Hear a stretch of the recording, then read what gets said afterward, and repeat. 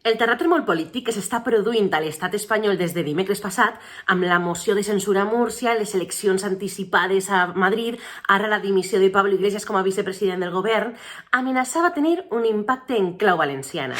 Per una banda, veien com perillar els pactes de govern a la Diputació i a l'Ajuntament d'Alacant, però per altra també veiem els moviments de Toni Cantó, que des dels dolents resultats de les eleccions catalanes anava mirant quins escenaris serien més beneficiosos per a ell. I des del primer moment veien clar que tenia tres opcions. En primer lloc, canviar el PP i fer el salt a la política altra vegada estatal. En segon lloc, intentar per totes una aliança PP i Ciudadanos al País Valencià i així anar junts a les eleccions del 2023.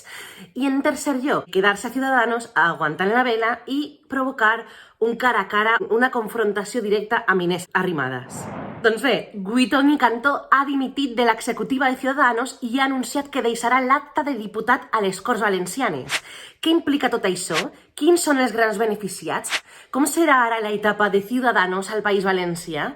Abordem tot això i molt més en aquest vídeo. Soc Teresa Ciges, benvinguts al canal de YouTube sobre comunicació política. Obviamente dimito de esta ejecutiva, que ahora me voy a ir en cuanto pueda en unas horas a Valencia y que entregaré mi acta de diputado. Toni Cantó ha dimitit després de l'executiva del seu partit en què demanava poder votar si Ciudadanos havia d'anar juntament en confluència electoral amb el PP a les eleccions madrilenyes. Es veu que l'executiva nacional, l'aparell del partit, no ha volgut i aleshores ell ha decidit dimitir. Com ha dimitit? Com ha anunciat aquesta dimissió? Pues l'ha anunciat a les portes del partit, un lloc emblemàtic, no?, en certa mesura. I hem vist un Toni Cantó cabrejat inicialment i finalment emocionat, que ens ha cridat l'atenció fins i tot amb llàgrimes hem pogut veure. Estoy en un estado un poquito lamentable porque estoy cabreado, triste, jodido y permitidme que no hable porque me arrepentiré de lo que va a decir. Quins són els missatges que ha volgut transmetre Toni Cantó en aquesta improvisada roda de premsa, no sabem si lo d'improvisada, a les portes de la seu del seu partit? El primer que ha volgut deixar clar és que per a ell la moció de censura ha sigut molt mala idea, ha sigut una actitud bochornosa, literalment. Retirar esa ridícula moción de censura que hemos llevado a cabo y que era una mala idea, pero sobre todo que ha sido llevada a cabo de una forma absolutamente bochornosa. Había otras formas de hacer las cosas, nos podíamos haber salido del gobierno. En segon lloc, fonamental, que li preocupa molt Madrid, que cal unir el centre-dreta i fer que Madrid és l'eix de la llibertat i la prosperitat econòmica i que, per tant, s'ha de lluitar per no deixar Madrid en mans dels altres, perquè Madrid continua en l'eix del centre-dreta. A més, ha tingut un record especial per a un militant, per a un afiliat d'ella important i que gràcies a ell estava en la carrera política, que és Albert Rivera.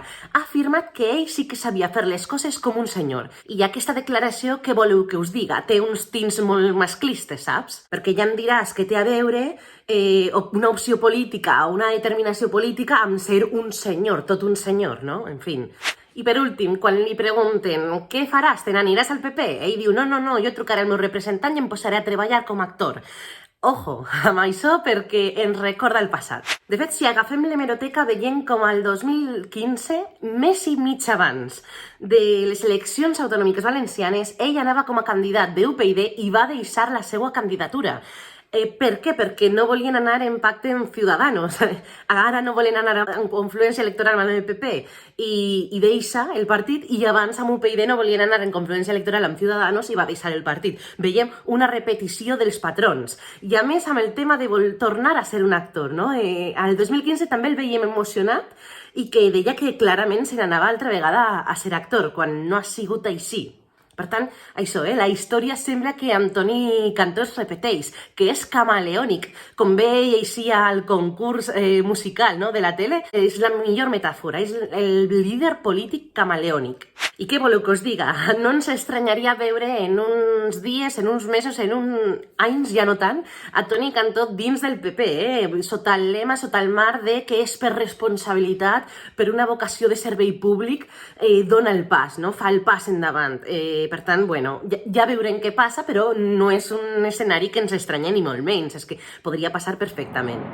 I com afecta aquest moviment a la política valenciana? Doncs bé, veiem a Ciudadanos con un vaixell quasi enfonsat, aguantant la vela, sort d'alguns llocs on encara és fort, on té líders forts, com és, per exemple, l'Ajuntament de València o Alacant, encara tenen joc per davant, no? Poden jugar, però sí que és cert que veurem què passa d'aquí al 2023 i si van en confluència electoral o com ho fan aquests líders que sí que retenen, que sí que atrauen gent pel seu lideratge i per la seva aposta, però veurem què passa, com estic dient, perquè segurament acaben formant part de projectes amb el PP.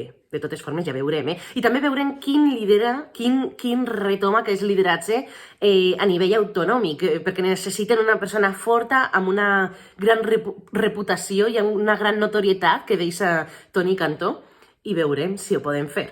De totes formes, sabem que els grans beneficiats són, òbviament, PSPB i PP. Per què? Perquè part del seu electoral se n'anava a Ciudadanos, tant uns com els altres.